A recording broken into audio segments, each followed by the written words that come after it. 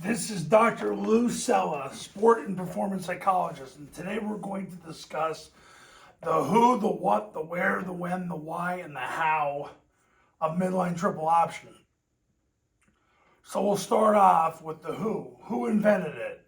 It was invented in the 1980s by Barry Switzer and his staff at the University of Oklahoma. Now, several people try to take credit for it. There was a guy in Indiana in the early 90s who tried to take credit for it. There's a guy in Texas.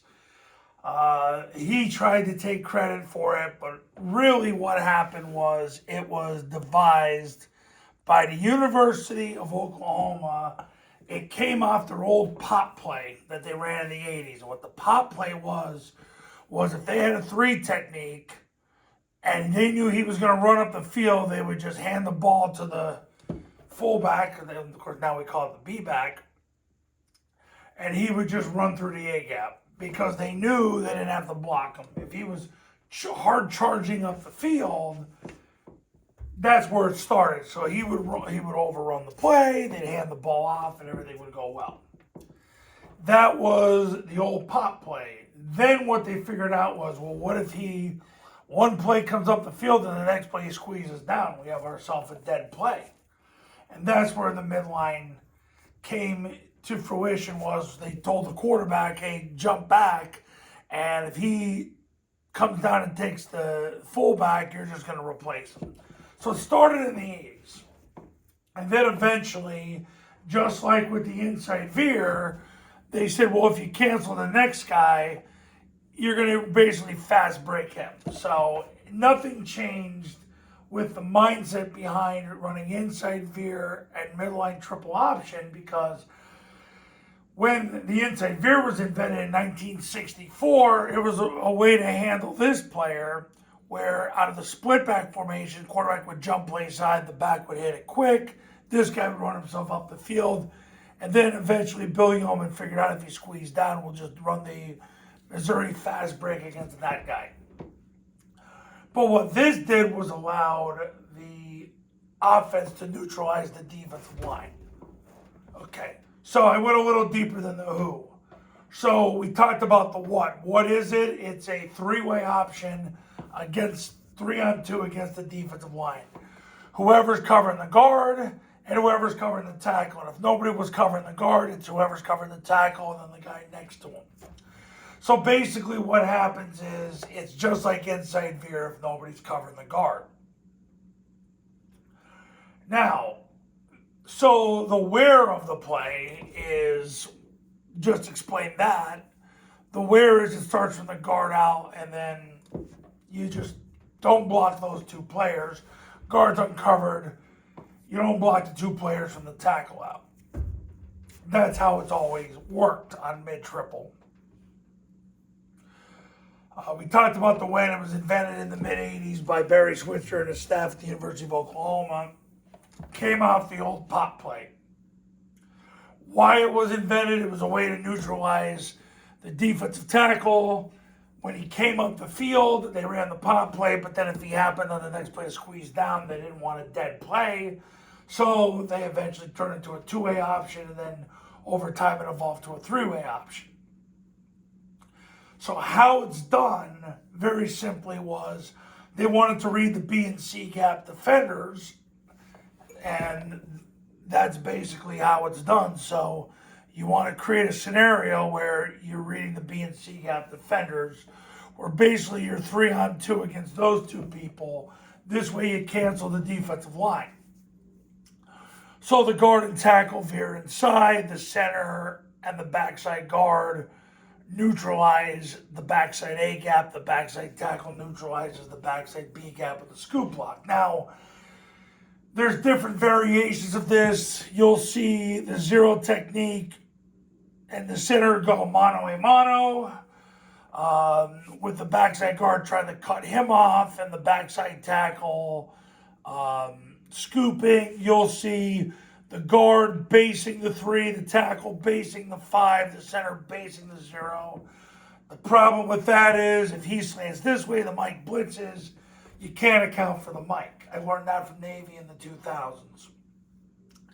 Then there's the reverse scoop, where he'll block down and try to reverse scoop him, and he'll block here, and he'll block there, and he'll block there. Then there's the center basic here, and he chips here to here. But overall, the way to do it is basically you've got a center and a backside guard reverse acing the 0, keeping him on the backside of the play, the guard and tackle veering inside. Backside tackle blocking the spine of the backside guard, which cancels the backside B gap. The question you'll often get is, what happens if this guy, they X stunt and come over here? Well, the problem is there's nowhere for him to go. There's several different ways people in the past have blocked mid-triple. Several different ways. When we were coaching in the 90s, it was basically everybody was fanning out. But once again, if he slanted that way and he blitzed, they had us. They had us. So there was no way to do it. But eventually, you start to get connected with people that are smarter than you. You realize how to cancel everything with the reverse ace, the scoop on the backside, and the 2 play side offensive linemen veering inside. Against a 50 defense, you block it like inside veer. That I have several videos for that. But the midline triple option, in its current state, is run as a way when you run zone dive, the triple team, the play where you triple team the defensive tackle run by the triple team. It's a way to handle when this guy comes down to take the dive.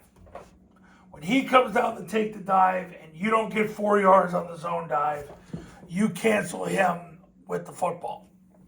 Because what happens is you'll get 2 guys on the dive and then nobody on the quarterback, or pretty much that's what happens. Or you'll get a guy that maybe he decides in the last minute to come up the field and Q-stun it, and then you pitch the ball and you're out the gate.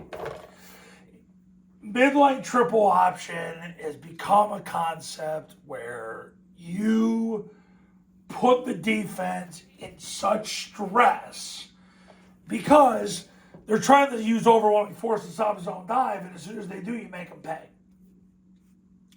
You make them pay. So it's a concept that Air Force has run over the last 5 years, on average about 5-6 times a game. And it's utilized basically when this guy comes down to take the B back, you make him pay. So it's become the triple option. And it's not even close. Like, people were still running inside veer. That's yesterday's news, guys.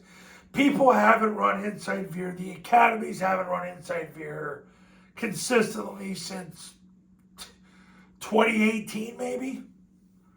So, like, if you're learning about inside veer, nothing wrong with learning, nothing wrong with knowledge, but they're just not doing it. Like, you'll see Air Force this year run mid-triple. They don't run inside veer. Once in a while they do, if they know they're getting an even front, and they run it to the shade 5 side. That's about the only time you'll ever see them do it. Last year, they didn't even run it 10 times the entire season. And honestly, in 2020, they didn't even run it 10 times the entire season. If it was 12 times, you gotta forgive me. I have the data on this YouTube channel from the 2020 season. Okay. So we delved into the who, what, where, when, why, and how of midline triple option. You got your answers, and you know this concept's utilized nowadays. The evolution of it over the last 5 decades is when the defender over the tackle comes down to take the B back on zone dive. You're going to make them pay because they're either not going to have anybody on the quarterback or not have anybody on the pitch. And that sucks for them. So that's mid-triple. Coaches, if you want to win big in 2024, pick up the phone and give me a call. My number's on the thumbnail of this video. So is my website, Triple Option Football Academy. Triple Option Football Academy camps are going to show you how. Go to tripleoptionfootball.com/testimonials, where you can read all the success stories and testimonials that have come from the camps in the academy. I'll see you in the next video. Talk soon.